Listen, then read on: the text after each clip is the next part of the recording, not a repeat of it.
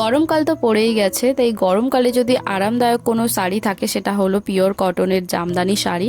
তো এই পিওর কটনের জামদানি শাড়িগুলো একটু পরতে সময় লাগে, তো আজকে আমি আপনাদেরকে একটু ইজি ওয়েতে এরকম পিওর কটন যে জামদানি শাড়িগুলো হয় কিভাবে ড্রেপ করবেন সেটা দেখাবো। তো এখানে ফার্স্টেই আমি আঁচলের প্লিট বানিয়ে নিয়েছি, আর আঁচলের প্লিটগুলো আমি একটু চওড়া চওড়া বানিয়েছি, কারণ কটন টাইপের ফ্যাব্রিকের যে শাড়িগুলো হয় সেগুলোতে খুব একটা সরু আঁচল হয় না। আর তারপরে আমি বানিয়ে নিয়েছি সামনের দিকের কুচিটাও আমি একটু চওড়া চওড়া বানিয়েছি।